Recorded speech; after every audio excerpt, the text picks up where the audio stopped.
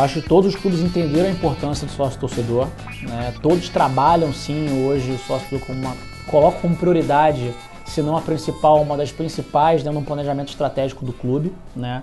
Eu acho que isso, de novo, é uma curva que está crescendo. Se a gente olhasse isso há 2 anos atrás, 3 anos atrás, isso não era prioridade talvez de nenhum clube, né? Talvez só dos clubes do Sul, provavelmente, né? Mas quando a gente olha hoje a realidade dos clubes brasileiros, eles estão percebendo que a participação da receita do sócio-torcedor, ela hoje é fundamental dentro do planejamento, né? Então, os clubes entenderam que não basta ficar estático para que o torcedor vire sócio do clube.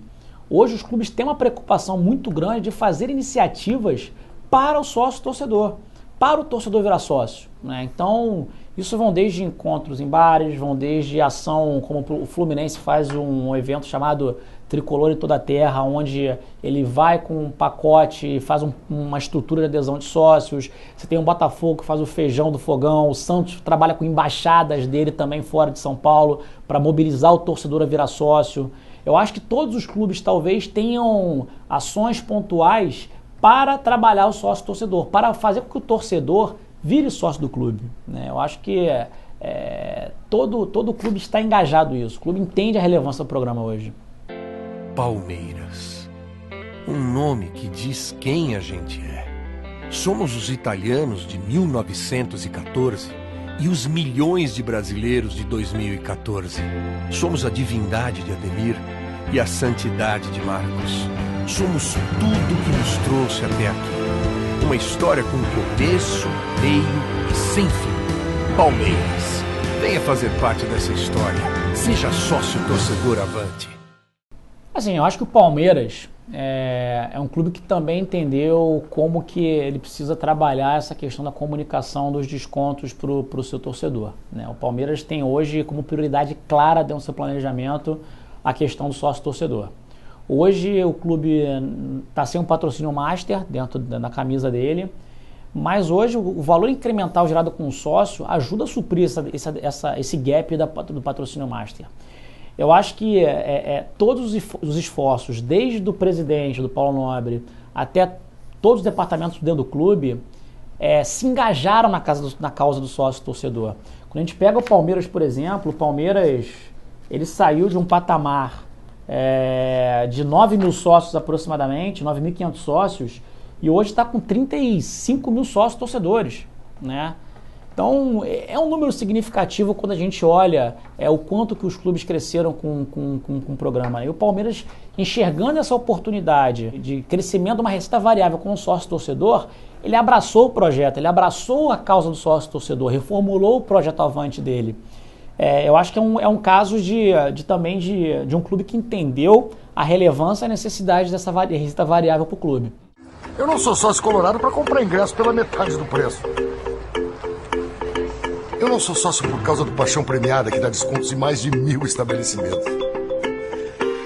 Eu não sou sócio para acumular pontos e ganhar brindes exclusivos. Eu não sou sócio para decidir o futuro do meu clube. Eu sou sócio. Seja um colorado decisivo. Seja sócio. Quando a gente olha os dois clubes do Sul, né, em relação ao programa de sócio-torcedor, a gente percebe claramente que já tem uma cultura dos clubes do Sul de trabalhar com o seu torcedor, né? São dois clubes altamente competentes nesse trabalho com o sócio-torcedor e não à toa são os líderes hoje dentro do torcidômetro, né? Que com 100 mil, 105 mil o Inter e 74, 75 mil o Grêmio, né? Então já tem uma cultura de trabalhar o torcedor. Mas, de novo, ainda tem espaço para andar, né? Porque a gente gosta muito de trabalhar com métricas, né? Dentro de torcedores com sócio-torcedor. E a gente sempre compara muito o tamanho da base de sócio-torcedor pelo tamanho da torcida, né? Então o Inter hoje é o benchmark brasileiro na relação tamanho de sócio-torcedor pela base de torcedores. Hoje, aproximadamente 2,2% da base do Inter é sócia do clube, né? Então, quando a gente compara com oportunidades fora do Brasil, a gente prepara, a gente vê o Benfica, por exemplo, que é o nosso benchmark mundial, com 4% da quantidade de torcedores sendo sócio do clube, né? E aí a gente pode brincar com os números, né? A gente faz questão de trabalhar os números para mostrar o tamanho da oportunidade que isso pode ter. Se a gente levasse, por exemplo, os clubes brasileiros para um benchmark como o Inter, por exemplo, com 2,2% da base, a gente está falando de receitas estratosféricas com os clubes brasileiros, né?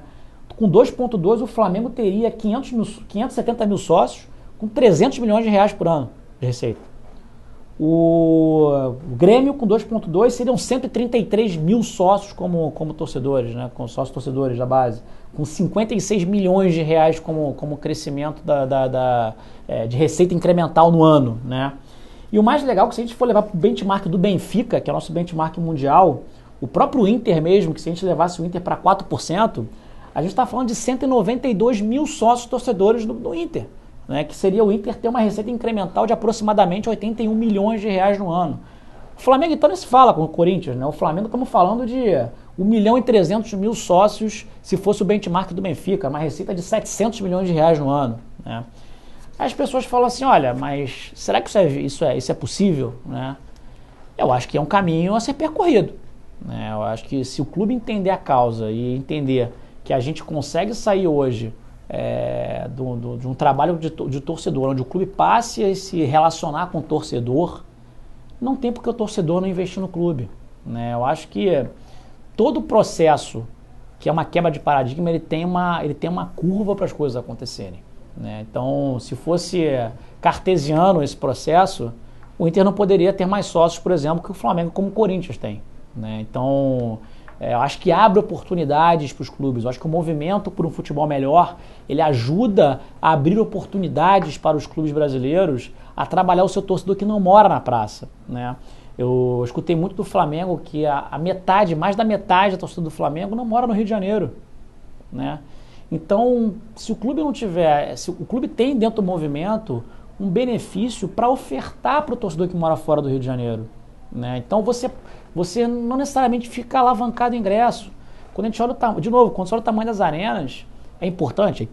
Eu concordo que o ingresso é uma variável importante nesse processo, mas não é somente o ingresso, né? Então, de novo, se você não mostrar esse benefício para o torcedor, eu acho que, se você mostrar o benefício para o torcedor, eu acho que tem muita oportunidade para trazer sócios que até então jamais seriam sócios do clube.